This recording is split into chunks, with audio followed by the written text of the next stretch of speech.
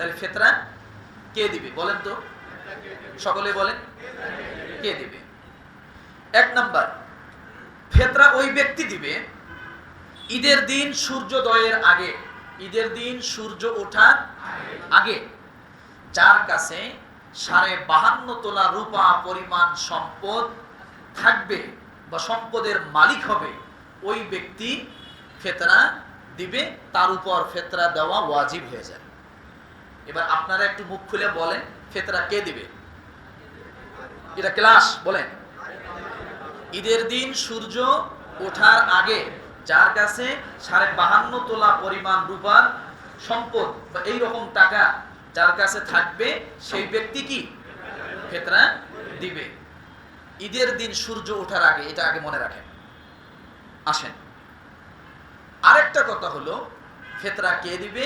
ধনী এবং গরিব সকলেই ফিতরা দিবে। ধনী এবং গরিব সকলে ফিতরা দিবে। এখন ফিতরা এবং যাকাতের পার্থক্যটা একটু বুঝি। যাকাত কে দিবে, ফিতরা কে দিবে? এক কথায় যাকাত ওই ব্যক্তি দিবে যার কাছে 52.5 তোলা রূপা পরিমাণ সম্পদ, 1 বছর পর্যন্ত ওই সম্পদ অতিক্রম করে, 1 বছর পরও যদি ওই সম্পদ পরিমাণ টাকা বা ওই রকম সম্পদ তার কাছে থাকে, তাহলে ওই ব্যক্তি কি দিবে? যাকাত দিবে। মনে রাখেন, তাহলে যাকাত দেওয়ার ক্ষেত্রে শর্ত কি? এই 52.5 তোলা পরিমাণ সম্পদটা 1 বছর অতিক্রম করতে হবে, তারপরে তার উপরে কি হবে? যাকাত ফরজ হবে। আর সদকাতুল ফিতর ঈদের দিন সূর্য ওঠার আগে ওই মুহূর্তে যে 52.5 তোলা রূপা পরিমাণ সম্পদের মালিক হবে, সেই ব্যক্তি কি দিবে? ফিতরা দিবে। তাহলে ফিতরার ক্ষেত্রে 1 বছর অতিক্রম করা লাগবে না। কতটুকু সময়? সূর্য ওঠার আগে যে ব্যক্তি সারা রাত মালিক ছিল না, সারা রাত মালিক ছিল না, ঈদের দিন সূর্য ওঠার আগে তার কাছে কিছু টাকা চলে আসছে, সে 52.5 তোলা রূপা পরিমাণ সম্পদের মালিক হয়ে গেছে, এখন তার উপরে সদকাতুল ফিতর দেওয়া কি হয়েছে? ওয়াজিব হয়েছে। বুঝাইতে পারছি? এখন কথা হলো যাকাতের সম্পদ আর সদকাতুল ফিতরের সম্পদের পার্থক্য কি, এটা আগে বোঝেন। যাকাতের সম্পদ 3 ধরনের। কয় ধরনের? ফরজ যাকাতের সম্পদ 3 ধরনের।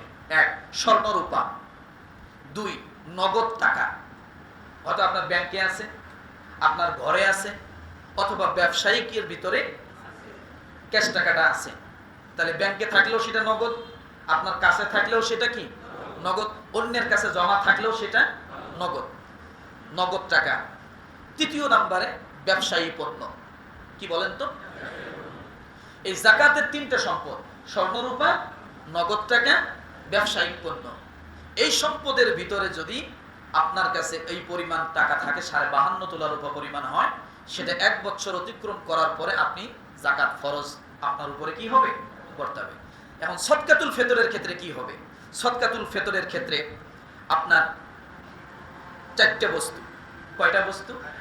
4টে বস্তু। 1 বাসস্থান, 2 খাবারের বস্তু, 3 বস্ত্র কাপড় চোপড়, 4 আসবাবপত্র। যাকাতের ওইগুলো তো আপনার কাছে থাকবে, তারপরে এগুলো অতিরিক্ত ঢুকানো হবে।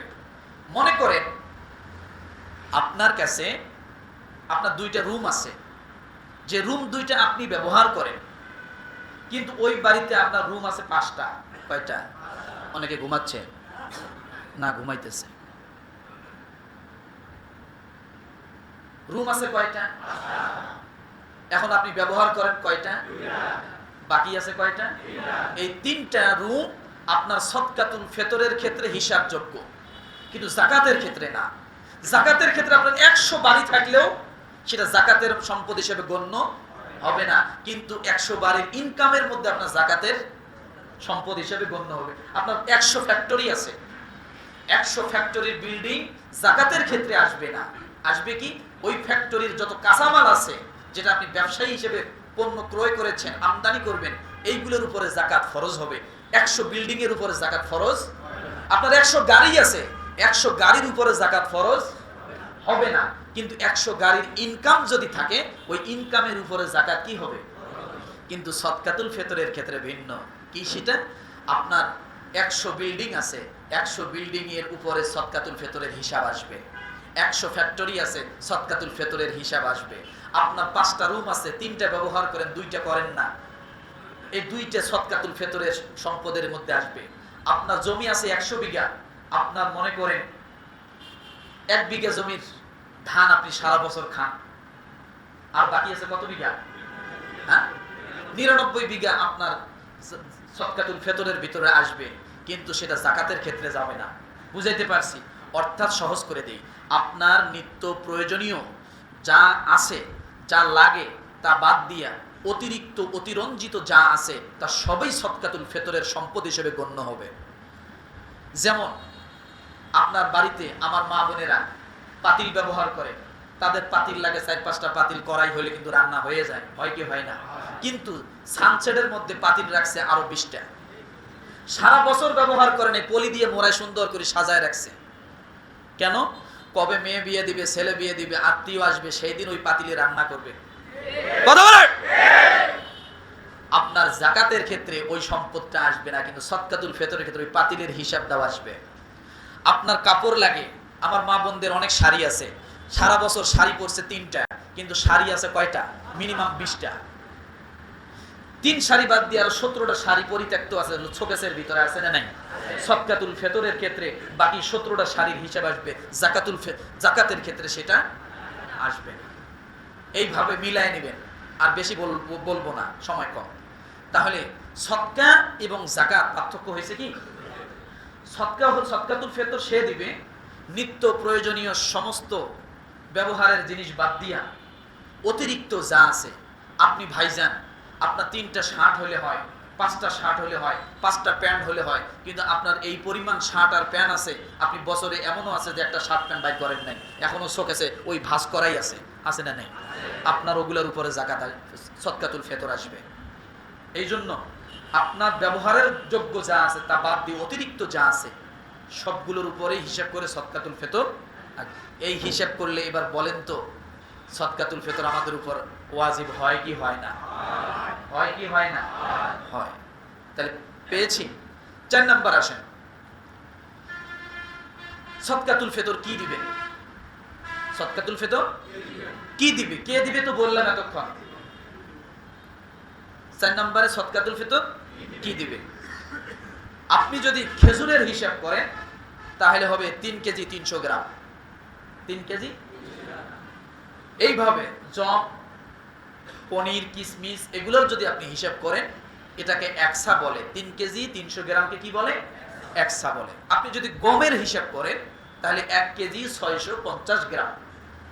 1 কেজি 650 গ্রাম। এই পরিমাণের দাম যা হয় তা আপনি কি করবেন? সদকাতুল ফিতর হিসেবে ধার্য করবেন। এখন কথা হলো, এটা কি সবার জন্য? বাজারে 100 টাকা কেজির চাউল পাওয়া যায়, যায় কি যায় না? আবার একই বাজারে 30 টাকা কেজিরও চাউল যায় কি যায় না? 40 টাকা কেজির চাউল আছে, 80 টাকা কেজির চাউল আছে, 50 টাকা কেজির চাউল আছে, 70 টাকা কেজির চাউল আছে। এবার আপনি ব্যক্তি পার্থক্য করে চাউল যেমন পার্থক্য করলেন, মানুষটাকেও পার্থক্য করে। 100 টাকা কেজির চাউল কে খায়, আর 30 টাকা কেজির চাউলটা কে খায়? এখন 30 টাকা কেজির চাউল যে খায় তার হিসাব আর 100 টাকা কেজির চাউল যে খায় তার হিসাব কি এক হবে? বাজারে 200 টাকা কেজি, 200 টাকা দামের খেজুর আছে না নাই? আবার একই বাজারে 1200 টাকা দামের খেজুরও আছে। 1200 টাকা দামের খেজুরটা কোন ব্যক্তি খায় আর 200 টাকা দামের খেজুরটা কোন ব্যক্তি খায়? উভয়কে কি আপনি এক করবেন? না। তাহলে উভয়ের ফিতরা এক হবে না। খাদ্যের ক্ষেত্রে যেমন মানুষের পার্থক্য হয়, ঠিক ফিতরার ক্ষেত্রেও মানুষের কি হবে? পার্থক্য হবে। আপনি শ্রেণীভেদে, আপনি সামর্থ্য অনুযায়ী তো আপনি বাজারে ক্রয় করেন, তাই না? আপনার সামর্থ্য অনুযায়ী তো আপনি বাজারে ক্রয় করেন, তা আপনার সামর্থ্যের উপরেও আপনার ফিতরা ধার্য।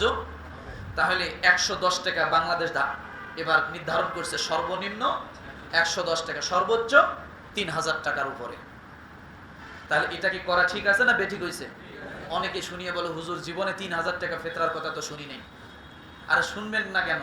আপনি বাজারে যদি 1200 টাকা খেজুরের কথা শোনেন, আর সে 1200 টাকার খেজুর যদি বাজারে বিক্রি হয়, তাহলে বোঝা যাবে 1200 টাকা খেজুর খাওয়ার মানুষ যেমন আছে, ফিতরাও তো দেওয়ার মানুষ ওই রকমই থাকা উচিত। কথা বোঝেন না? ইসলাম কখনো কারো প্রতি জুলুম করে না। কথাটা কি বুঝাইতে পারছি? আসুন তাহলে ফিতরা কি দিবে, কি পরিমাণ দিবে, এটা কি বুঝতে পারছি? বুঝলাম তো? ব্যক্তি বিশেষ। এবার আসুন, এই ফিতরা কাকে দিবেন? ফিতরা কথা বলে, আখিরি ঘুম ঘুমাইছে অনেকেই। ফিতরা কাকে দিবেন? সূরা তাওবা আয়াত নাম্বার 60, এই জায়গায় যাকাত যাদেরকে দেওয়া কথা বলা হয়েছে, ঠিক ফিতরাও তাদেরকে দেওয়ার কথাই বলা হয়েছে। ইন্নামাস সাদাকাত লিল ফুকারা ওয়াল মাসাকিন ওয়াল আমিলিন আলাইহা ওয়াল মুআল্লাফাতি কুলুবুহুম ওয়া ফির রিকাব ওয়াল গারিমিন ওয়া ফি সাবিলিল্লাহ ওয়া ইবনিস সাবিল। 8 শ্রেণীর মানুষকে আপনি দিবেন। বুঝতে পারছি? এরপরে শেষ কথা, ফিতরা কখন দিবেন? ফিতরা ফিতরা ঈদের নামাজ পড়ে এসে আগে কয় না। আমি বলি, ঈদের নামাজ পড়ে এসে ওই ঈদের নামাজের মধ্যে টাকা ওঠে না, ওই মুয়াজ্জিন সাহেবের কাছে, ইমাম সাহেবের কাছে বা যারা টাকা উঠাইছে 5 টাকা নোটগুলো একবারে নিয়ে আইবেন। নিয়ে এসে একটা চেয়ার নিয়ে বসবেন, আর গ্রামের গরিব মহিলা, গরিব ভাইয়েরা আসবে, 5 টাকা 5 টাকা 5 টাকা করে ধরা দিবেন। আপনি বিশাল ফিতরা দাতা। কথা বোঝেন নাই মনে হয়? হ্যাঁ, আপনি চেয়ার নিয়ে বসছেন ফিতরা দিতে, আর টাকাও ভাঙতি নিচ্ছেন কত? 5 টাকা। আপনার মতো ফিতরা দাতা সমাজে আরো আছে নাকি? আল্লাহর কসম, ঈদের সালাতের পরে কেউ যদি ফিতরা দেওয়ার নিয়তে ফিতরা দেয়, ওটা কোনোদিন ফিতরা দেওয়া হবে না, ওটা সাধারণ দান হবে। ফিতরা দিলে, ফিতরা যদি দিতে হয় আর ওয়াজিব ফিতরা যদি আদায় করতে হয়, নামাজে যাওয়ার আগে ফিতরা দিতে হবে। কোথায় কোথায় কখন?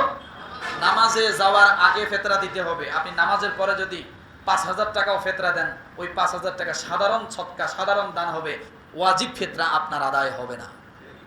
যেমন কুরবানি ঈদে নামাজের আগে আপনি যদি 5000 গরু জবাই করে বলেন যে এতগুলো গরু জবাই করতে হবে, ফজর থেকে শুরু করো, আমরা নামাজটা পড়ে আসবো না, আসিয়া লাস্টে যে কয়টা বাকি থাকে দিব, বলেন কুরবানি হবে?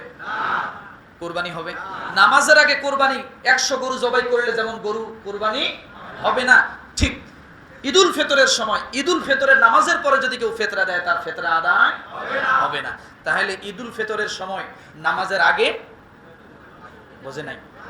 নামাজের আগে, আর কুরবানির সময় নামাজের পরে। আল্লাহ কি মিল রাখছে দুই ঈদের মধ্যে, এটাতে তোমরা আগে দাও আর ওটাতে তোমরা পরে দাও। সুবহানাল্লাহ বলে। তাহলে ফিতরা কখন দিবেন? এটা হলো উত্তম। আর জায়েজ পন্থা যেটা, সেটা আপনি আজকে দিতে পারেন, কালকে দিতে পারেন, পরশু দিতে পারেন, এটা সাহাবায়ে কেরামের আমল। তবে আমি এখন মনে করি যেটা, যে আমাদের ঈদের দিন সকালে না দিয়ে আগে দেওয়াটাই আমি মনে করি উত্তম হয়। কারণ সেজন্য ওই রাত্রে আপনার সদকাতুল ফিতরের টাকাটা মিল করে একটা অ্যামাউন্ট যে আপনি একটা গরিবকে দিচ্ছেন, সেজন্য অন্তত একটা ব্রয়লার মুরগি, 1 কেজি চিনি, একটু সেমাই, 1 কেজি পোলার চাউল কিনে আপনি যেমন আপনার পরিবার নিয়ে আনন্দ সহকারে খাচ্ছেন, সেও যেন কি করে ঈদের দিন সকালবেলা একটু মিষ্টি মুখ করে তারপরে যেন ঈদের সালাতে নামাজে আদায় করার জন্য যায়। কারণ এই ঈদে নামাজে যাওয়ার আগে মিষ্টি মুখ করা এটা কি? আর কুরবানি ঈদে কুরবানি দেওয়ার পরে খাওয়া কি? মুস্তাহাব, সুন্নাত না। ওটা কি? ওখানে আগে কুরবানি দেওয়ার পরে খাও, আর এখানে আগে কি করো? আগে মিষ্টি মুখ করো, তারপরে ঈদের সালাতে যাও। আল্লাহ কি মিল রাখছে দুই ঈদের মাঝে, দেখছেন? এক জায়গায় আগে খাও, আরেক জায়গায় পরে খাও। এক জায়গায় আগে দাও, আরেক জায়গায় পরে দাও। সুবহানাল্লাহ। বিরক্ত হইলেন মনে হয়? মাথা ঘুরতেছে নাকি? আল্লাহ। তাহলে ফিতরা কি 5 টাকা করে, 10 টাকা করে? কি দিবেন? যাকে দিবেন আপনার এই টাকাটা দিয়ে যেন ওই ফ্যামিলির একদিনের বাজার হয়। পারবো না?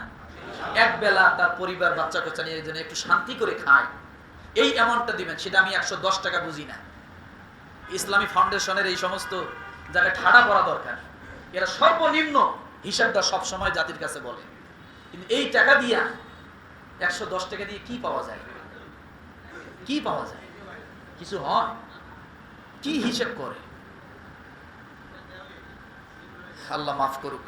যাই হোক, আমাদের বিবেক থেকে আমরা কি করব, এমন একটা অ্যামাউন্ট দিব যাতে একটা পরিবারকে একটু ভালো করে ঈদের দিনটা খাইতে পারে। পারবো না ইনশাআল্লাহ? আল্লাহ তাআলা আমাদের সকলকে কবুল করুক, আমিন। ওয়া আখির দাওয়ানা আনিল হামদুলিল্লাহি রাব্বিল আলামিন।